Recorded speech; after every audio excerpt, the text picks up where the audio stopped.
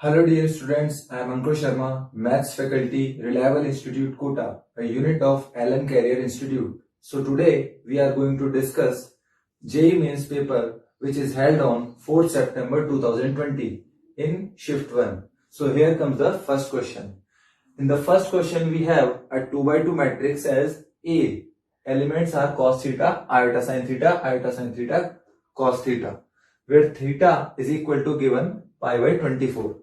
When we raise this matrix A to the fifth power, we get some 2 by 2 matrix whose elements are given as A, B, C, D, which are unknown. I representing iota. Then which of the following is not true? हमें बताना है कि इन options में से कौन सा option correct नहीं है. So let's check it out. A square calculate करते हैं हम लोग. A स्क्वायर कैलकुलेट करने के लिए A को 2 बार मल्टीप्लाई करते हैं. तो शॉर्ट करने के लिए इसको हम लोग P कह देते हैं cos थीटा को, और sin थीटा को Q कह देते हैं. तो iota Q P iota Q P.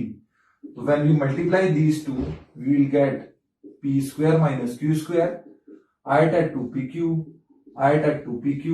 P square minus Q square. जैसे ही हम वैल्यू सब्स्टिट्यूट करेंगे तो हमको यहां पर मिलने वाला है cos 2 थीटा,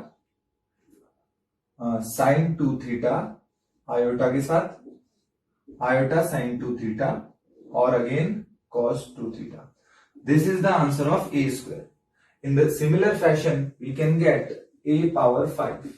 तो जब हम A power 5 कैलकुलेट करेंगे हमको मिलने वाला है cos 5 theta, iota sin 5 theta, iota sin 5 theta, cos 5 theta. Now we can compare easily the values of ABCD. तो जब ABCD की वैल्यू कंपेयर करेंगे तो हमें वैल्यूज मिल जाएंगी. अब हम इजीली चेक कर सकते हैं इनमें से कौन सही है कौन गलत है. अगर हम फर्स्ट ऑप्शन पे चले जाएं तो फर्स्ट ऑप्शन कह रहा है a square plus B square. A square plus B square means यहाँ आयोटा का स्क्वायर होगा तो बीच में माइनस आ जाएगा. तो cos square 5 theta minus sine square 5 theta, मतलब कि ये बनने वाला है कॉस 10 थीटा. और cos 10 theta, as far as theta is equal to pi by 24 given, we can write that this value equal to cos 75 degree, which definitely lies between 0 to 1. जिसका मतलब first option आपका correct है. Second option पे जाते हैं. ए square minus D square. तो A square minus D square, a square minus D square मतलब कि ये तो जीरो ही हो गया आपका. तो 0 इक्वल टू 0 सही. उसके बाद हम जाते हैं थर्ड ऑप्शन पे. थर्ड ऑप्शन क्या कह रहा है? थर्ड ऑप्शन कह रहा है a square minus b square half. तो थर्ड ऑप्शन कह रहा है a square minus b square equal half. A square minus b square means cos square 5 theta plus sine square 5 theta equal to 1 by 2. It is definitely wrong.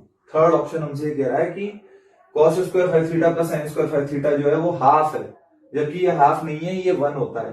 और fourth option में अगर हम चले जाएं तो A square minus C square आ रहा है. अगर A square minus C square पर काम कर लें हम लोग तो A square minus C square के ऊपर फिर वापस से cos square 5 theta plus sine square 5 theta, again we are getting it correct, मतलब ये भी करेक्ट है. तो हमें बताना क्या था कि नॉट ट्रू. तो नॉट ट्रू मतलब थर्ड चॉइस हमारी करेक्ट आंसर होगी. Thank you very much.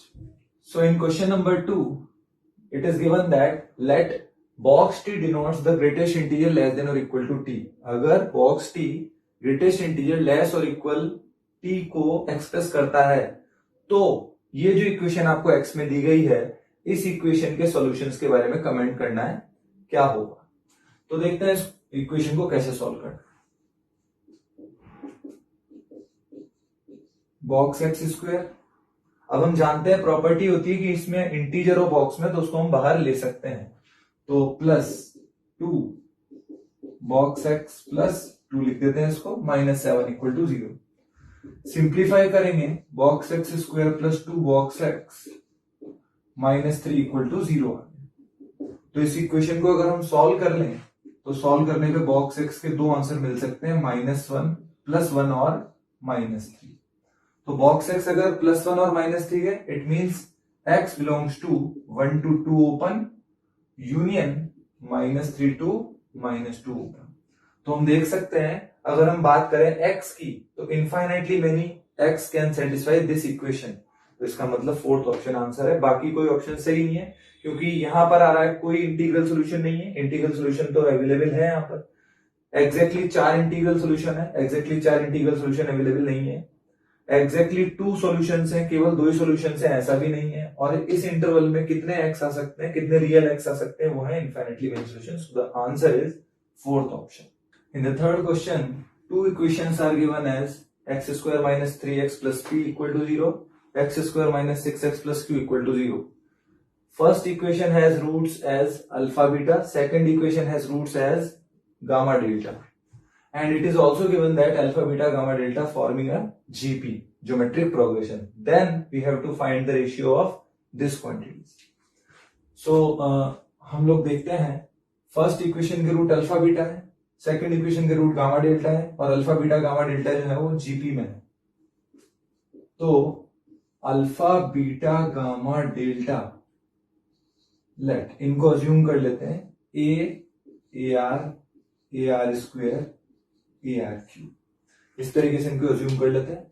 Some of root product of root first equation के लिए क्या होगा, alpha plus beta equal to 3, means a 1 plus r equal to 3, first equation. Alpha beta equal to आएगा p, तो इसका मतलब a into a r product equal to पी, second equation. Gamma plus delta equal to 6, it means A R square common ले लें तो 1 plus are again आ जाएगा यहां पर, and equal to 6, third equation. And gamma delta equal to Q, it means A square R power 5 equal to हमें मिल रहा है Q, this is fourth equation. तो अब ये जो रेशियो है, ये रेशियो क्या होगा, 2q plus P upon 2q minus P. Value substitute कर दें अगर हम यहाँ पर, ये p और q की वैल्यू सब्स्टिट्यूट कर दें तो a स्क्वायर कैंसिल आउट हो जाएगा यहाँ पे, और हमें मिलेगा 2r power 4 plus 1, 2r power 4 minus 1। ये रेशियो इस तरीके से आ गया। Now we have to calculate value of r power 4। So by first divided by third, अगर फर्स्ट और थर्ड को डिवाइड कर दूं तो 1 अपॉन आर स्क्वायर किसके इक्वल आ जाएगा, 1 अपॉन 2 के बराबर आ जाएगा, means R square equal to 2। तो आर स्क्वायर इक्वल टू 2 अगर हम यहां सब्स्टिट्यूट कर दें, answer will be 9/7, and that's the third option. Note कर लीजिए। In problem number 5 we are given a triangle ABC whose two vertices are given as a and b, coordinates are known as 1 2 and 3 1, angle BAC is given as 90 degree, and also area of triangle ABC is given, which is 5√5 unit square. Then we have to calculate axis of vertex C. Then first of all we will draw a rough diagram of triangle ABC. A B C, coordinates of A 1 2, B 3 1. Let's give coordinates of C as h comma k. So there are two major observations to solve this question. First is slope of AC, slope of AB equal to -1, मतलब product जो है AB और AC की slope का वो कितना आ जाएगा, -1। Also secondly half into base into height, half into AB into AC, it will give us area 5√5. Number 1 point, number 2 point. So first of all we will solve point 1. Point 1 में solve करते हैं तो क्या मिलता है, k minus 2 h minus 1. Slope of AB कितनी आने वाली है, negative half equal to -1. So k equal to 2h हमको यहां से मिल जाएगा फर्स्ट इक्वेशन से, ये by first. And also by second equation को अगर हम सॉल्व करें तो सेकेंड इक्वेशन को सॉल्व करने में हमको क्या मिलता है, हाफ। AB डिस्टेंस को कैलकुलेट कर लें तो AB डिस्टेंस आएगा √5, AB डिस्टेंस √5 आ जाएगा। और AC डिस्टेंस को कैलकुलेट कर लें तो h - 1 whole square plus k minus 2 whole square equal to area, and area is given as 5 root 5.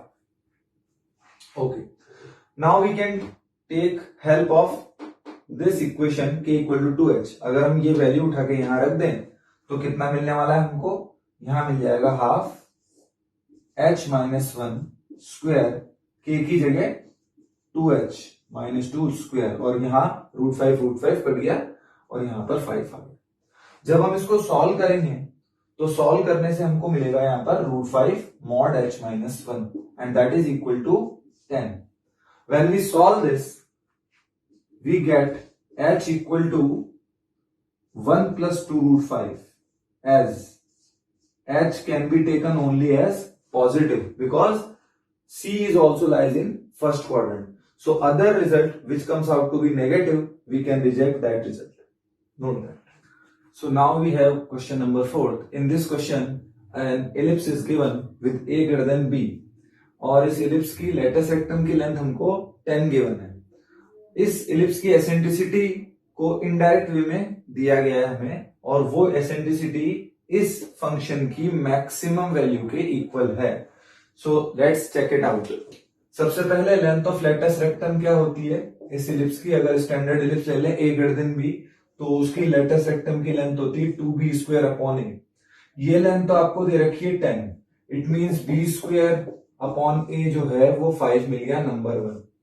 Secondly इसकी मैक्सिमम वैल्यू निकालनी पड़ेगी हमें, तो 5t जो है एक क्वाड्रेटिक है और इसको परफेक्ट स्क्वायर की फॉर्म में अगर हम लिखें तो it can be written as 2/3 minus t minus half whole square. So perfect square की मिनिमम वैल्यू होगी 0, तो 5t जो है मैक्सिमम वैल्यू कितनी देगा आपको? वो देगा 2/3, और ये वैल्यू इसकी एसेंट्रिसिटी की है, तो एसेंट्रिसिटी की वैल्यू है जो कि किसके इक्वल है इस केस में? 1 माइनस बी स्क्वायर अपॉन ए स्क्वायर का स्क्वायर रूट। तो हमको बी स्क्वायर अपॉन ए स्क्वायर जो मिल रहा है 1 माइनस बी स्क्वायर अपॉन ए स्क्वायर, ये मिल रहा है 4/9। तो इक्वेशन नंबर 1 और इक्वेशन नंबर 2 को इजीली सॉल्व कर सकते हैं हम ए और बी के लिए। तो ए स्क्वायर हमें मिलने वाला है 81 और बी स्क्वायर हमें मिलने वाला है 45, और पूछा क्या गया है a square plus B square की वैल्यू। तो A square plus B square की वैल्यू कितनी मिलने वाली है? 126, and that's the required answer which is given in option number 1. In question number 6, we have given a function fx as mod of x minus 2 and gx as f of x over the interval close interval 0 to 4, where x belongs to 0 to 4 close interval. Then we have to calculate value of this integral. तो हम सबसे पहले gx को simplify कर लेते हैं। gx क्या दे रखा है हमको? f of x। f of x का मतलब है f of mod of x minus 2। अब इसको और सिंप्लीफाई करें तो x minus 2 mod minus 2 और ये होल mod, और सिंप्लीफाई करने के लिए x ग्रेटर देन और इक्वल टू 2 लेते हैं। x 2 से ग्रेटर और इक्वल ले रहे हैं, इट मींस ये पॉजिटिव से खुलेगा, अंदर वाली क्वांटिटी 0 से ग्रेटर और इक्वल होगी, तो यहां आएगा x minus 4 टोटल पे mod।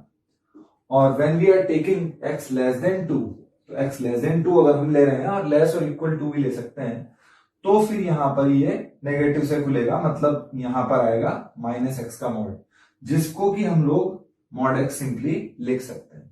तो अगर हम इसको ड्रॉ करने की कोशिश करें, प्लॉट करने की कोशिश करें, y equal to G X को प्लॉट करने की कोशिश करते हैं, तो वो हमें क्या मिलने वाला है?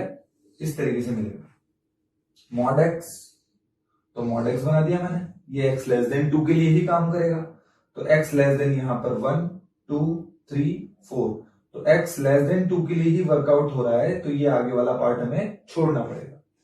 और x माइनस 4 का मॉड, x माइनस 4 का मॉड कुछ रफ डायग्राम अगर मैं इसका बनाऊं तो ये इस तरीके से बनने वाला है, पर ये तभी वर्कआउट होगा जब x 2 से ग्रेटर और इक्वल होगा। तो 2 से ग्रेटर और इक्वल के लिए ही ये वर्कआउट हो रहा है, इसका मतलब ये पीछे वाला पार्ट हम डिलीट कर देते हैं। तो ये जो बोल्ड पार्ट आपके सामने बचा हुआ है, that is representing graph of y equal to gx। और ये 2 अगर मैं वैल्यू डाल दूं इसमें या इसमें, यहां पर भी हम इक्वलिटी ले सकते हैं, 2 अगर मैं इसमें वैल्यू डाल दूं तो हमको मिलने वाला है 2, तो ये हाइट जो होगी ये कितनी होगी? 2, यहां पर ये 4 होगा और ये इस तरीके से ग्राफ होगा। तो अगर मैं बात कर लूं 0 to 3 gx dx की, इट मीन्स अगर हम इसको एरिया के परसेप्शन से देखें तो we have to calculate area bounded by gx and x axis between 0 to 3। तो 0 से 3 के बीच में x एक्सिस और gx से जो एरिया बाउंडेड है वो हमें कैलकुलेट करना है। तो ये टोटल ट्राइंगल में से ये जो छोटा ट्राइंगल आपको नजर आ रहा है इसको अगर मैं डिलीट कर दूं तो जो बच जाएगा, जिस पार्ट को मैं शेड कर रहा हूं, यही पार्ट हमारा आंसर होगा। जो पार्ट शेडेड है केवल वही हमें लेना है। तो ये एरिया क्या बनने वाला है वो निकालते हैं। पहले टोटल निकाल लें। 4 तक अगर मैं बेस ले लूं 0 से 4 तक, तो हाफ इंटू 4 इंटू और हाइट कितनी है 2। उसमें से ये जो अनशेडेड वाला पार्ट है, ये वाला जो अनशेडेड वाला एम्प्टी वाला पार्ट है, इसको अगर मैं हटा दूं तो इसका हाफ इंटू 1 इंटू 1, इसका एरिया हाफ इंटू 1 इंटू 1 होगा। तो ये एरिया हमें मिल जाएगा 7/2। तो ये तो फर्स्ट इंटीग्रल की वैल्यू आपको मिल गई। Similarly we can calculate integral of 0 to 3 for fx। तो fx के लिए बात कर लेते हैं। अब fx का अगर मैं फिगर बनाने की कोशिश करूं तो fx तो काफी आसान हमें पढ़ने वाला है। ये 2 और यहां पर कहीं हम लोग यहां पर 3 मार्क कर लेते हैं। तो 0 से लेके 3 तक अगर हम इंटीग्रेशन की वैल्यू कैलकुलेट कर रहे हैं fx के लिए, तो इसका मतलब हम लोग ये वाली वैल्यू कैलकुलेट करने की कोशिश कर रहे हैं, एरिया को कैलकुलेट करने की कोशिश कर रहे हैं। ये शेडेड पार्ट हमको कैलकुलेट करना है। तो ये एरिया क्या होगा, integration 0 to 3 fx dx। It means दो ट्राइंगल्स का sum, half into base into height. Height भी इसकी 2 ही होगी। अगर हम इसमें अगर मैं 0 डाल दूं तो हाइट कितनी मिलेगी हमको, fx कितना मिलेगा, आंसर कितना मिलेगा, 2 मिलेगा। तो half into base into height area, और plus half into 1 into 1 again, क्योंकि ये 2 से 3 1 और इसकी हाइट भी 1 ही मिलने वाली है। तो कुल मिला के कितना हो गया हमारे पास, 2 प्लस 1/2 मतलब कि 5/2।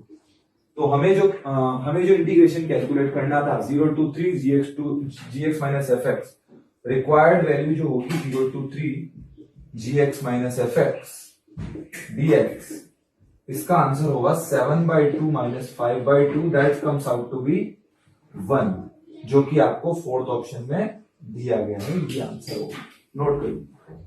सो in question number 7 we have given 2 statements. Statement 1 says that this is a tautology and statement 2 says that this is a fallacy, and we have to check it out that statement 1 is correct or not. Similarly statement 2 is correct or not. तो अगर इसको हमें tautology बताना है, check करना है tautology है या नहीं है, तो इसका मतलब ये है कि P और Q की हर ट्रूथ वैल्यू के लिए इसका आंसर ट्रू ही आना चाहिए। और अगर हम किसी तरीके से ये बता दें कि P और Q की किसी सेट ऑफ वैल्यू के लिए, किसी सेट ऑफ ट्रूथ वैल्यू के लिए इसका आंसर ट्रू नहीं आ रहा है, तो हम लोग ये बात वेरीफाई कर पाएंगे कि ये टोटोलॉजी नहीं है।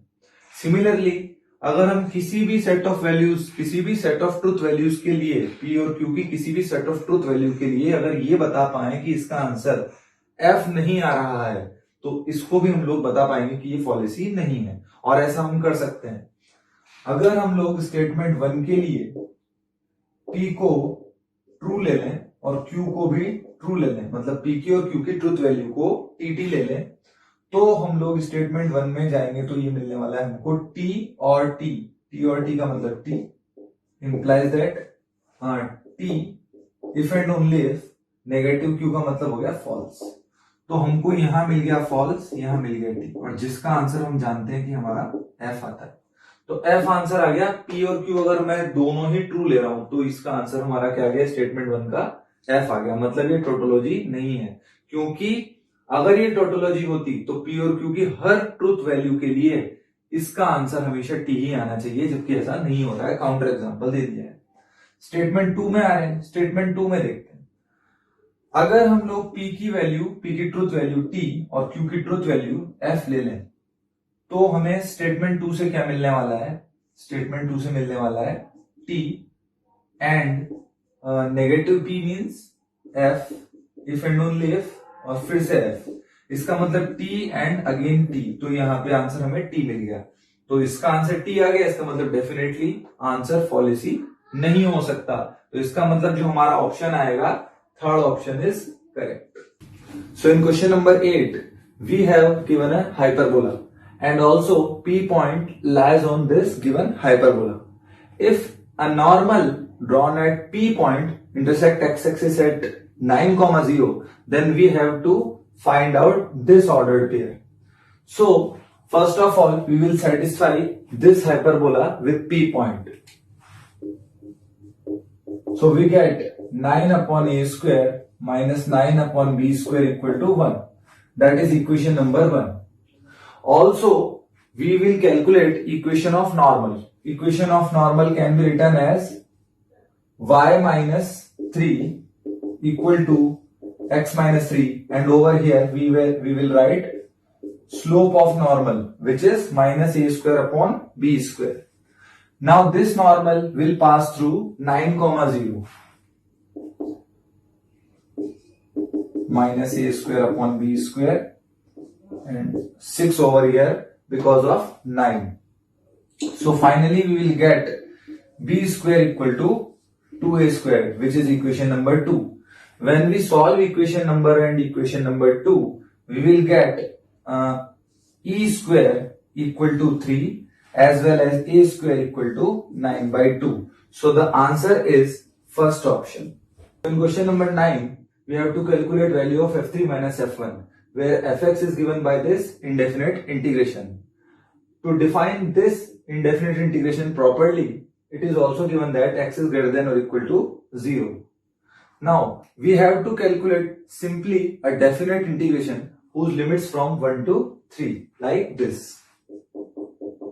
1 to 3 square root of x dx upon 1 plus x whole square. To simplify this, let us assume that square root of x equal to t.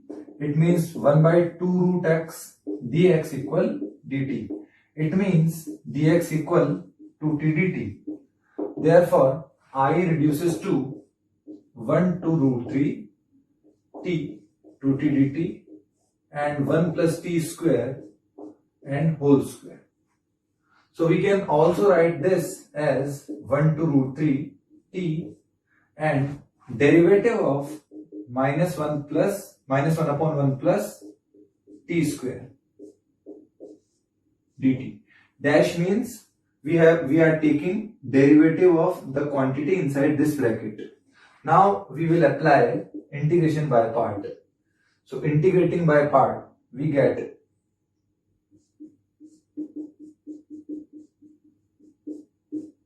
this, and in the second part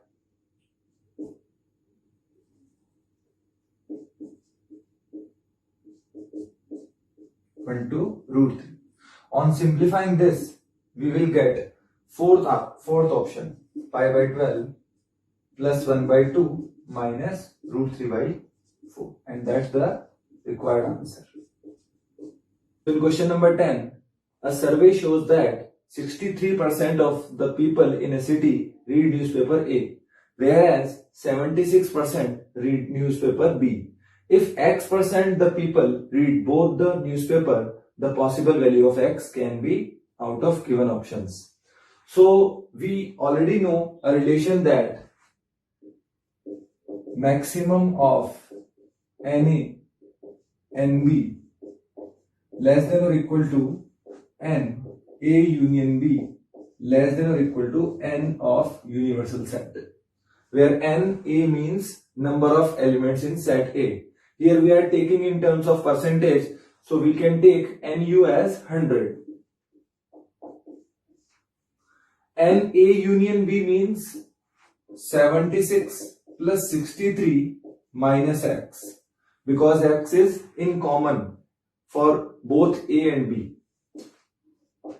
And maximum out of NA and B is clearly 76. So when we solve this, we will get minus 63 less than or equal to minus x less than or equal to minus 39. It means x moves from 39 to 63.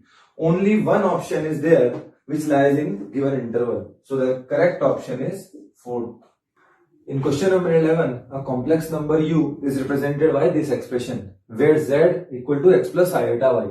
and also k is positive. If the curve represented by real part of u plus imaginary part of u equal to 1 intersect the y-axis at p and q points where pq length is equal to 5 units, then we have to choose value of k out of these given options. So first of all, we will find out what will be this curve. So u can be written as 2x plus iy plus iota upon x plus iy minus k iota. On simplification, 2x plus iota 1 plus 2y. In the denominator, x plus iota y minus k. When we multiply with the conjugate of this number, we will get u equal to 2x plus iota y, 2x plus iota 1 plus 2y. In the denominator, x plus iota y minus k multiplied with x minus iota y minus k, x minus iota y minus k. We will get u equal to 2x square plus 1 plus 2y y minus k, and on the imaginary part plus iota minus 2x y minus k, and also plus x 1 plus 2y, and in the denominator we will get x square plus y minus k whole square. Now we will find out real part of u plus imaginary part of u equal to 1. So that will give us 2x square plus 1 plus 2y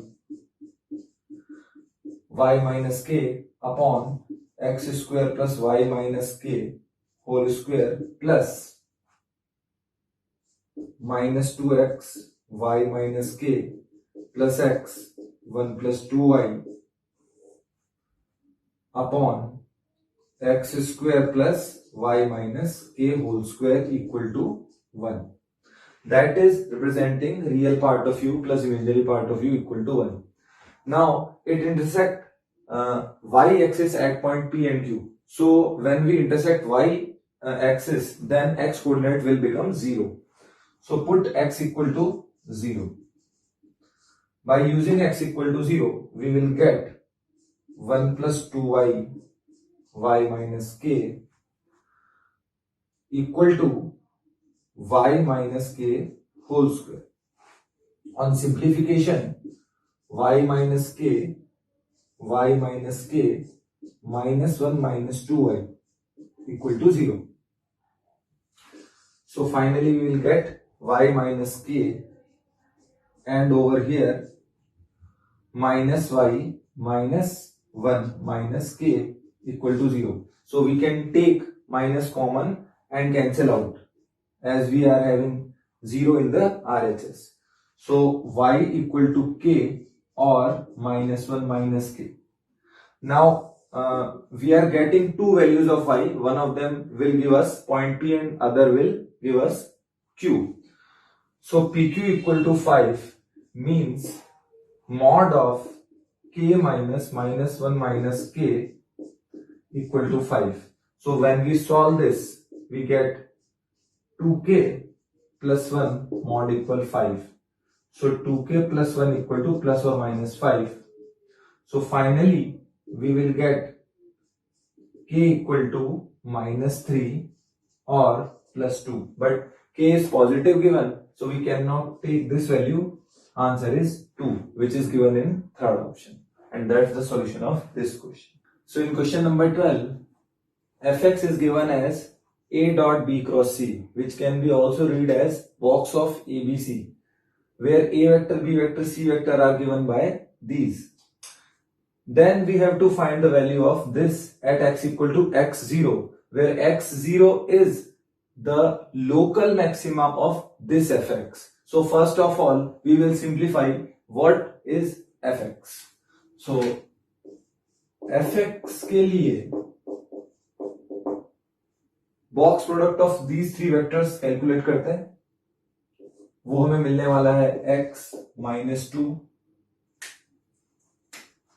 3 -2 x -1, 7 -2 x।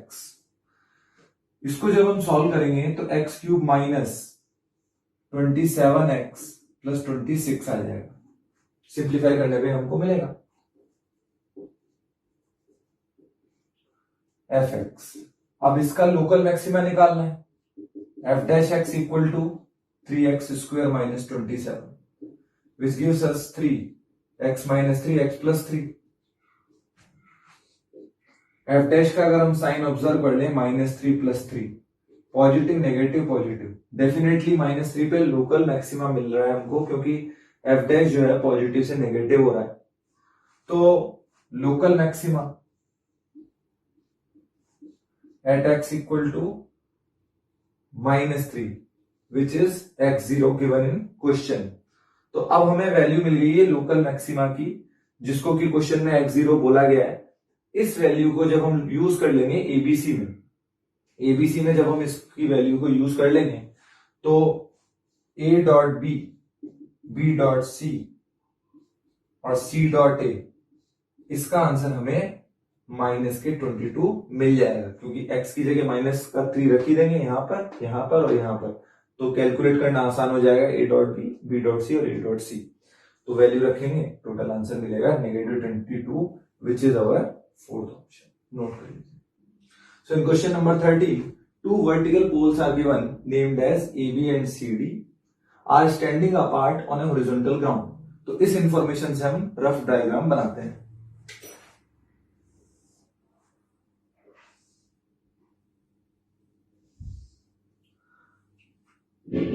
AB equal to 15 है, CD equal to 10 है।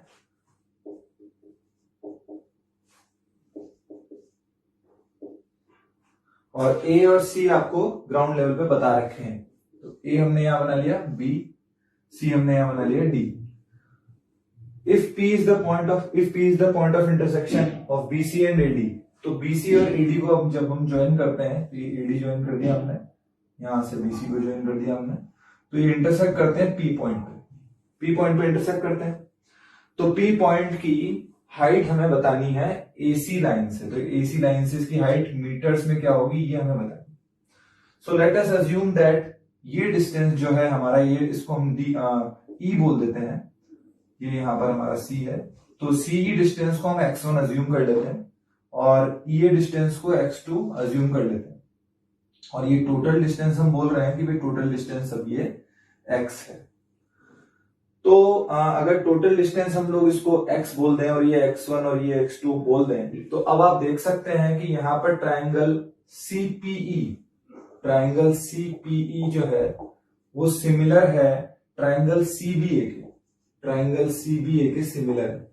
CPE CBA के similar है, तो similar triangle से क्या property लगेगी वो देखते हैं। ये हाइट हम थोड़ी देर के लिए मान लेते हैं कि h है, तो हम लोग लिख सकते हैं यहां पर h by x1 equal to 15 by x। ठीक है, तो इससे हमें x1 मिल जाएगा कितना, x1 मिल जाएगा h x बाई 15, ये मिल गया h x बाई 15। इसके बाद वापस से हम लोग बोलते हैं कि ट्राइंगल, ये वाला ट्राइंगल AEP सिमिलर, ये AEP ACD के सिमिलर है, AEP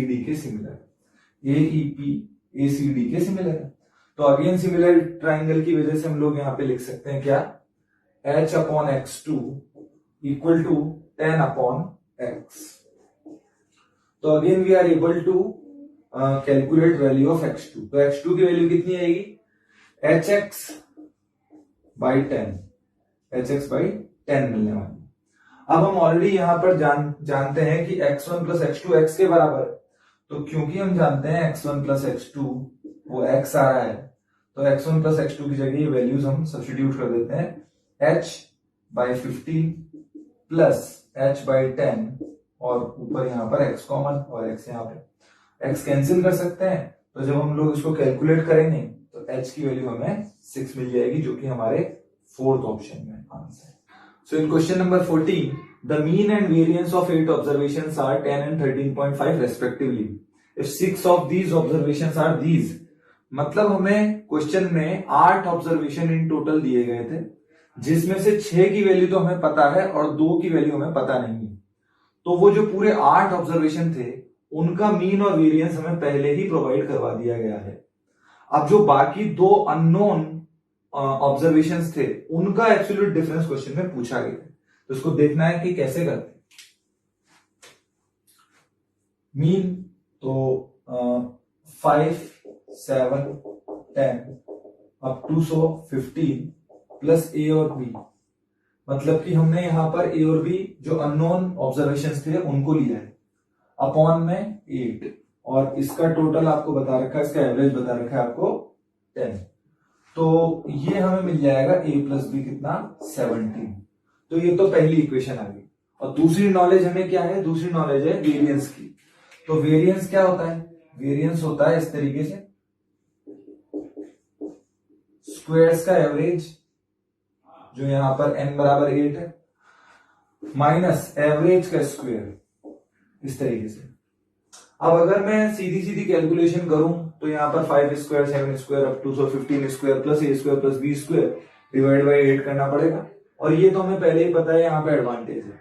तो ये कैलकुलेशन काफी लेंदी हो जाएगी अगर मैं सबके स्क्वायर करके उनको टोटल करूं, बट हमें एक प्रॉपर्टी की जानकारी होनी चाहिए, और वो प्रॉपर्टी ये है कि if we shift origin of given data, मतलब जो ऑब्जर्वेशंस गिवन है इनका ओरिजिन से शिफ्ट कर दूं मैं, मतलब अगर कोई नंबर फिक्स नंबर इन सारे डेटाज में से, सारे ऑब्जर्वेशंस में से माइनस कर दूं, या इन सब में कुछ पर्टिकुलर डेटा, फिक्स डेटा सब में प्लस कर दूं, तो भी वेरिएंस पे कोई इफेक्ट नहीं आएगा। मतलब variance remains unaffected by shift of origin. तो हम लोग क्या करते हैं कि वो जो नंबर हम सब में से सब्ट्रैक्ट करना चाहते हैं या सब में ऐड करना चाहते हैं, तो यहां पर तो नेचुरली सब में सब्ट्रैक्ट करने पे डेटा छोटा होगा, तो जो नंबर हम सब में से सब्ट्रैक्ट करना चाहते हैं वो नंबर इनका एवरेज ही ले लेते हैं, ताकि डेटा जो है हमारा सबका इनका साइज जो है छोटा हो जाए। तो अब हम यहाँ पर xi की जगह xi माइनस 10 का यूज कर रहे हैं। तो अब हम लोग यहाँ पर 5 माइनस 10 कर देते हैं, स्क्वायर कर देते हैं, प्लस 7 माइनस 10 का स्क्वायर कर देते हैं, इस तरीके से यहाँ पर 15 माइनस 10 का स्क्वायर कर देते हैं, और प्लस a माइनस 10 का स्क्वायर प्लस b माइनस 10 का स्क्वायर होल अपॉन 8। अब जब मैं सारे डेटा में से 10 10 10 10 सब्ट्रैक्ट कर रहा हूं, तो इसका मतलब डेफिनेटली जो एवरेज है उसमें से भी 10 सब्ट्रैक्ट हो जाएगा यहाँ पर, तो यहाँ 10 माइनस 10 का स्क्वायर हो जाएगा। तो जब इसको कैलकुलेट करेंगे तो जो आंसर आएगा वो आंसर हमें पहले ही प्रोवाइड करवा दिया गया है, जो कि 13.5 है। इसका मतलब ए स्क्वायर प्लस बी स्क्वायर का जो टोटल आ रहा है वो 169 आ रहा है, that is equation number 2 and it is equation number 1। तो इक्वेशन 1 और 2 को हम जब सॉल्व करेंगे, तो इक्वेशन 1 और 2 को सॉल्व करने पर हमें मिल जाएगा a बराबर 12 और b बराबर 5, और इसका रिवर्स मिल सकता है a बराबर 5 और b बराबर 12। तो जो इनका डिफरेंस है वो डिफरेंस इनका आ जाएगा हमारे पास 7। ये रिक्वायर्ड आंसर है। So in question number 15 we have to evaluate value of this integral. Let's proceed.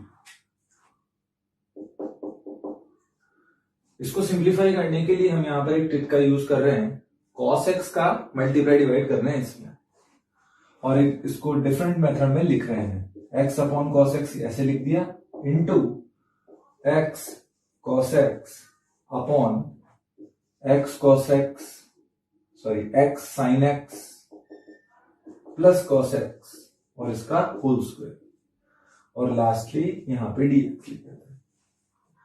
तो ऐसा करने से एडवांटेज ये हुआ कि ये जो ब्रैकेट था हमारा x sin x plus cos x, इसका जो डिफरेंशिएशन करेंगे तो हमें जो मिलेगा वो ही x cos x होगा। तो अब इसको इंटीग्रेशन बाय पार्ट से सॉल्व कर लेंगे। तो i क्या हो रहा है यहाँ पर, x cos x को स्टेबल रखते हैं, इसका इंटीग्रल क्या होगा, -1 upon x sin x plus cos x, ये आ जाएगा, प्लस अब उसके बाद इसका डिफरेंशिएशन क्या होगा, इसको यहां पर हम लोग नीचे लिख लेते हैं। तो इसका डिफरेंशिएशन क्या होगा, cos square x, cos x stable x का 1 माइनस फिर x स्टेबल cos का माइनस साइन x, तो ये प्लस हो जाएगा यहाँ पे। और जो ये है ये हमारे पास सिंपल रहेगा, माइनस माइनस ऑलरेडी प्लस हो चुका है, तो यहां पर dx upon x sine x plus cos x, ये तो ये न्यूमरेटर डिनोमिनेटर सेम होने की वजह से कैंसिल हो जाएंगे। और dx upon cos square x है, तो cos स्क्वायर x मतलब sec स्क्वायर x dx लिखा हुआ है, तो i की जो वैल्यू आ जाएगी sec स्क्वायर का आ जाएगा 10x इंटीग्रल, मतलब इस पूरे का जो इंटीग्रल होगा वो 10x हो जाएगा, और यहां पर आ जाएगा माइनस x sec x, ये cos को ऊपर ले गए, अपॉन में x sin x plus cos x, और साथ में c constant of integration. So that's our required answer. So in question number 16, we have to sum this series. इस सीरीज में आपको पहली टर्म 1 दे रखी है और उसके बाद आपको ये ब्रैकेट दे रखे हैं। इनका टोटल ऑलरेडी इन्होंने बोल रखा है कि अल्फा बीटा की टर्म में लाना है, और इस तरीके से एडजस्ट करके आपको अल्फा बीटा का ऑर्डर पेयर बताना है। तो कैसे करेंगे देखते हैं। यहां पर अगर हम ध्यान दें तो first bracket 2 square, second 4 square, third में 6 स्क्वायर, इस तरीके से पैटर्न चल रहा है अप टू 20 स्क्वायर। तो ब्रैकेट्स जो हैं, केवल ब्रैकेट जो यहाँ पर दिख रहे हैं वो तो 10 हैं, और एक ही यहाँ पर हमको पहली टर्म में 1 मिल रहा है। तो how many ones are there? There are 11 ones. तो इसका मतलब पहले तो हमको यहाँ मिल जाएगा 11, उसके बाद ये सम s बोल देता हूं मैं थोड़ी देर के लिए। उसके बाद हम लोग जब 1 1 1 ऑलरेडी काउंट कर चुके हैं, तो देखिए 2 square, 4 square, 6 square up to 20 square, मतलब कि इसमें हम लोग 2 स्क्वायर, 4 स्क्वायर इस तरीके से देख रहे हैं, तो ये 2r का स्क्वायर आ रहा है हमारे सामने। r की वैल्यू कहां से कहां जा रही है? 1 से लेकर 10 जा रही है। तो 2 square, 4 square, 6 square up to 20 square, वो हमने इस तरीके से लिख लिया। उसके बाद चल रहा है यहाँ पर ऑड नंबर 1, 3, 5 और इस तरीके से 19 तक। तो ये 1, 3, 5 ये एक एपी से निकाल सकते हैं, 2r-1 पैटर्न चल रहा है। तो अब हम इसको इजीली सिंप्लीफाई कर सकते हैं। 11 माइनस यहाँ पर 4 बाहर आ जाएगा, यहाँ पर आ जाएगा 2r cube minus r square, r की वैल्यू 1 से लेकर 10, और 11 माइनस यहाँ पर आ जाएगा 8 sigma r cube minus minus plus 4 sigma r square, r की वैल्यू 1 से लेके 10, r की वैल्यू 1 से लेके 10। अब ये वाला r क्यूब हमें पता है 8, r क्यूब का सम होगा यहाँ पर 10 इंटू 11/2 और इसका होल स्क्वायर प्लस 4 टाइम्स इसका सम क्या होगा 10 इंटू 11 इंटू 21/6। जैसे ही हम इसको कैलकुलेट करेंगे तो 11 माइनस हमको मिलने वाला है यहाँ पर 220 और 103 कैलकुलेशन करने के बाद, जो कि हमारा सेकंड ऑप्शन में शो कर रखा है। So in question number 17 we are given a differential equation with these constraints. First of all, we will find solution of this differential equation, and its solution is given to be y equal to yx. Y is a function of x, and thereafter we have to calculate value of this expression. So let's check it out. First of all, we will solve this differential equation. Here already given that x greater than 0, so we can divide by x. dy by dx minus y by x equal x cos x plus sin x. Now it is linear differential equation, so its integral factor e raised to the power minus 1 by x dx, which can be written as e raised to the power minus ln mod x plus k. So by the data x greater than 0, we can write that e raised to the k by x. Now its solution can be written as y e power k upon x equal x by x cos x plus sin x e to the k dx. Now e to the k is constant, so it can be cancelled out, and also x can be cancelled out with x. By integrating this we will get x sin x and plus c constant of integration y by x. With the use of this constant y pi equal to pi, we can write that pi and over here 0 plus c, it means c equal to 1. So we will get y equal to x square sin x plus x. This is our y. Now we differentiate twice in order to get second derivative. Y dash equal 2x sin x plus x square cos x plus 1. Y double dash equal 2 sin x plus 2x cos x plus 2x cos x minus x square sin x plus 0, differentiation of 1. We can put value pi by 2 over here and over here, and then finally we will get option number first.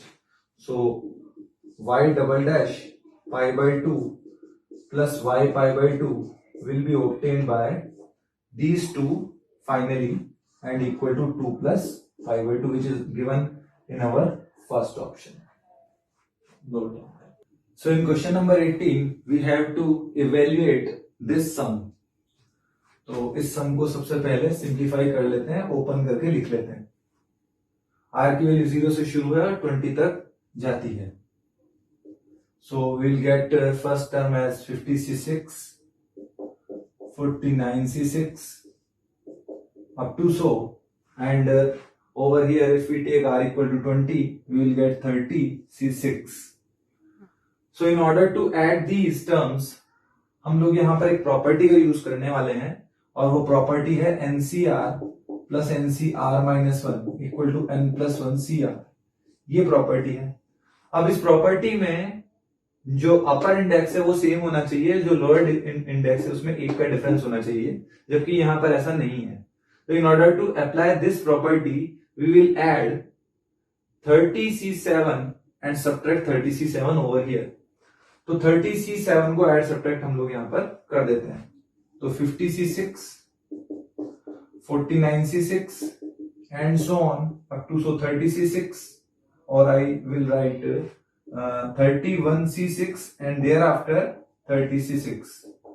30c7 हम लोग add कर रहे हैं और 30c7 ही हम लोग यहाँ पे सब्ट्रैक्ट कर देते हैं बैलेंस के लिए.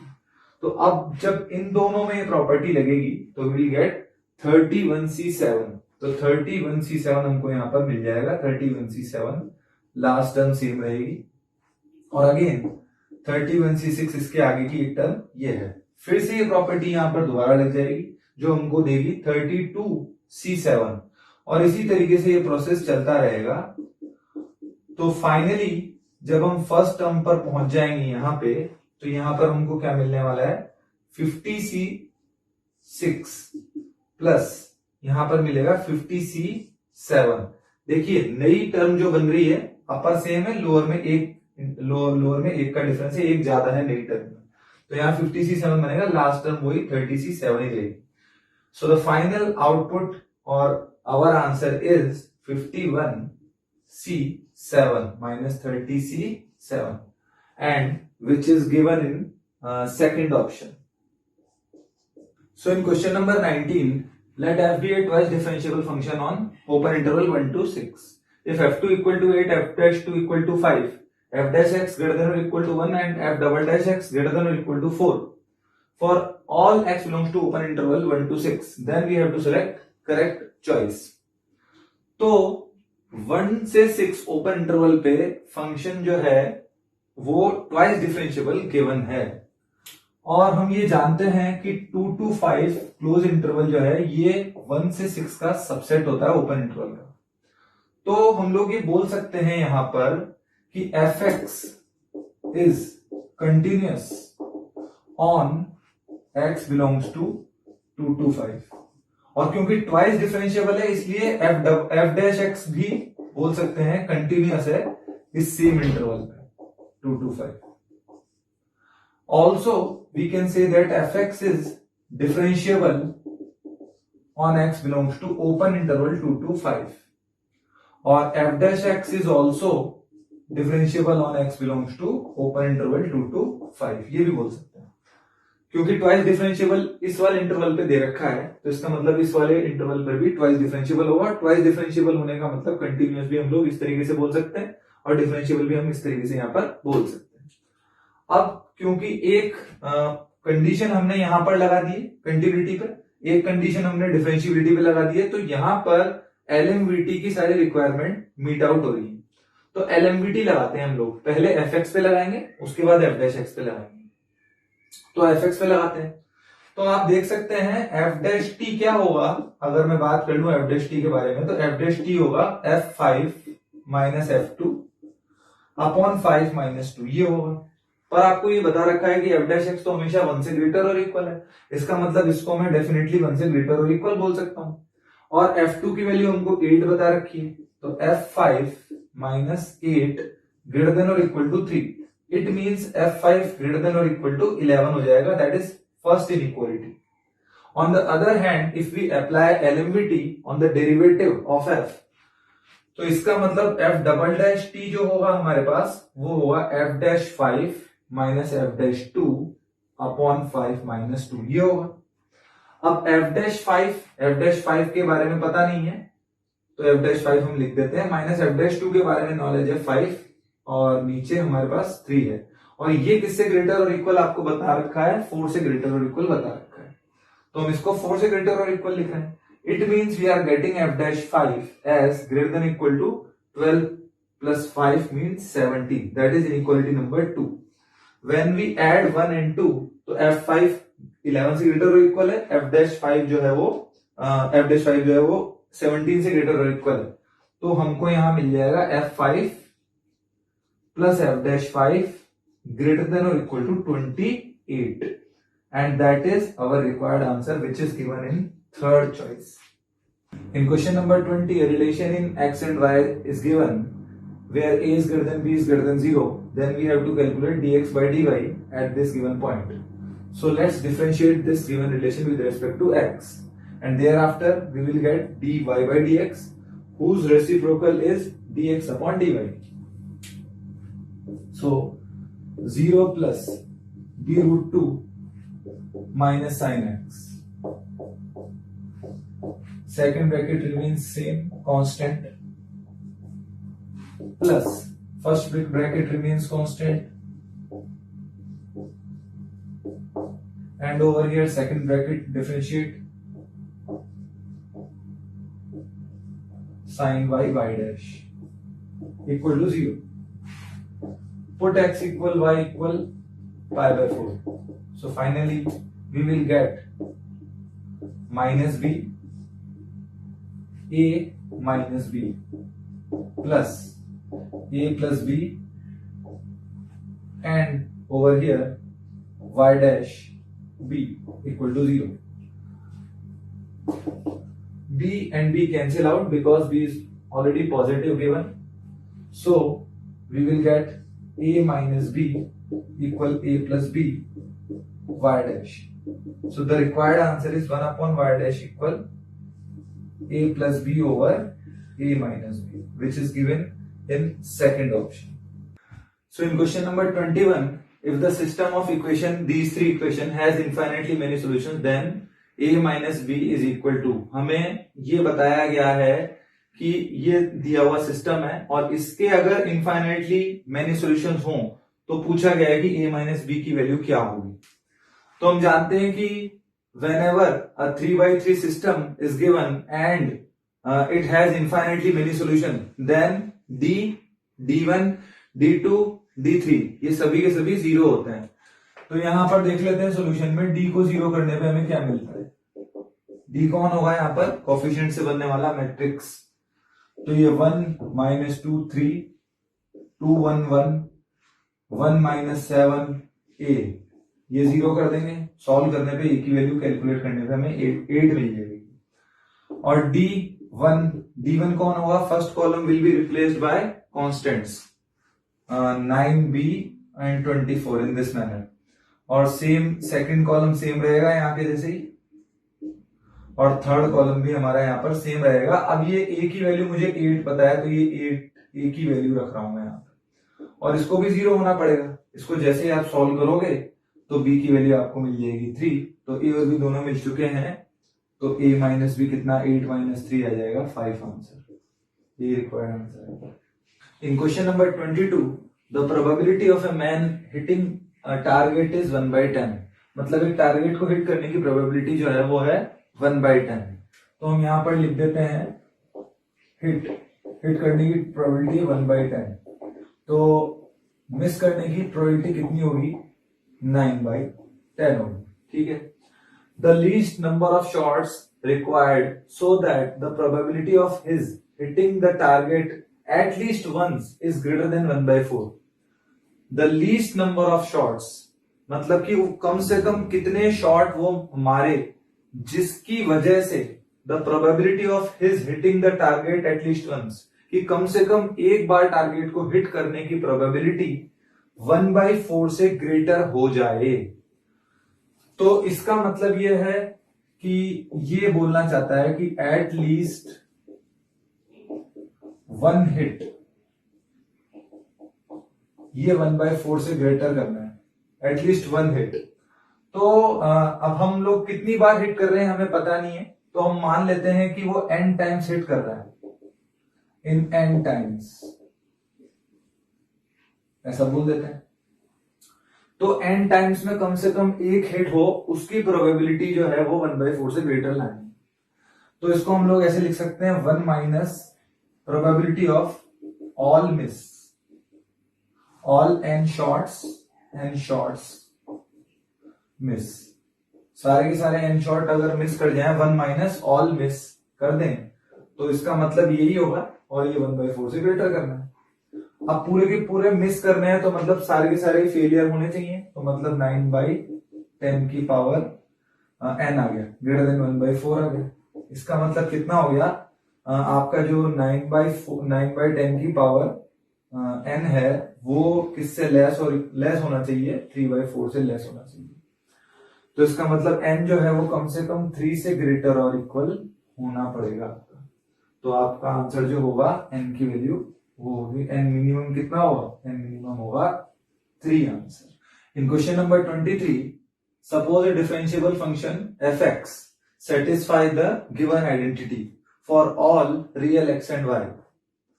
Also, if limit extending to 0 fx upon x equal to 1, then we have to calculate value of f dash 3.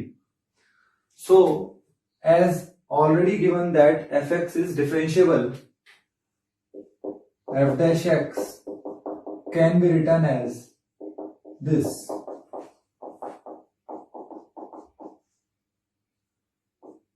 Upon h. Using this identity, we can write that f dash x equal limit h approaches to 0, fx plus fh plus xh square plus hx square minus, here we can take fx minus upon h, fx cancelled out by fx. So we can write that limit h approaching to 0, fh upon h plus hx plus x square over here. As it is given that this equal to 1, we can write that 1 plus 0 plus x square. So f dash x is nothing but 1 plus x square. Therefore, f dash 3 equal to 1 plus 3 square, which is equal to 10. And that is our required answer. Note down. In question number 24, a trinomial expression is given with power 10 and whose expansion given in this manner. Then we have to calculate this ratio. So, it is already given that 2x square plus 3x plus 4 raised to the 10 equal to sigma ar x power r equal to 0 to 20. Now, if we replace x with 2 by x, then what happens? X with 2 by x means 8 by x square, 6 by x, and over here 4. power 10, and it comes out to be r equal to 0 to 20 ar 2 by x power whole r. When we take 2 common out and x square common out from this bracket, we will get 2 power 10 upon x power 20. Therefore, we get 4 plus 3x plus 2x square over here, which comes out to be again same bracket as we have previous. So we have r equal to 0 to 20. ar 2 power r and x power r. When we cross multiply this x power 20 over here, we will get 2 power 10 and 2x square plus 3x plus 4 power 10 equal to sigma ar 2 power r x raised to the power 20 minus r, where r goes from 0 to 20. Now we can write this trinomial power 10 again by this method. 2 power 10 sigma ar x power r equal to 0 to 20 equal to sigma ar 2 power r x raised to the power 20 minus r equal to 0 to 20. So we can say that these two expressions are equal. Therefore, coefficient of x power 7 must be same in these two. So in LHS, put r equal to 7. We will get 2 power 10 and a7. And in RHS, r equal to 13 in order to get again x power 7. So in RHS we will get a13 and over here 2 power 13. So finally a7 upon a13 is equal to 2 power 3, which is equal to 8, and that is our required answer. In question number 25, if the equation of a plane P which passing through the intersection of this and this plane is given by this for some AB belongs to real number, then we have to calculate distance of plane P from this point. So first of all, we will calculate what is equation of plane P.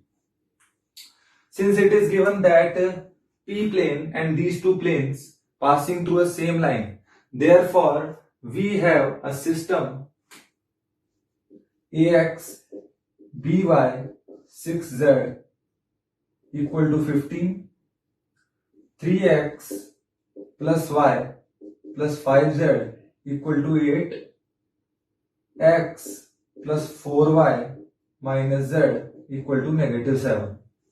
Now, three equations, three variable. If all three planes passing through a single line, then we have infinitely many solutions for this system of equation.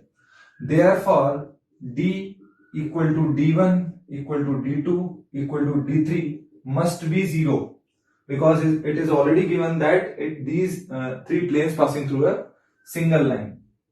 Therefore, by d1 equal to 0, we will get 15, 8 minus 7, and over here b 1, 4, and over here 6, 5, negative 1 equal to 0.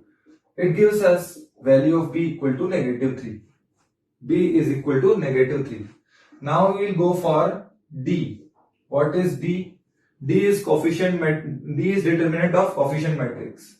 So A3, 1, and we will write here b equal to negative 3. Negative 3, 1, 4, and 6, 5, negative 1. So this is d. When we use d equal to 0, we will get a equal to 2. So now we have both of our unknowns a and b. We can write plane P as 2x minus 3y plus 6z equal to 15. Therefore, required distance is equal to 6 minus 6 minus 15 upon under root 4 plus 9 plus 36, which comes out to be 21 by 7. It is equal to 3. So the required answer is 3. Please note that.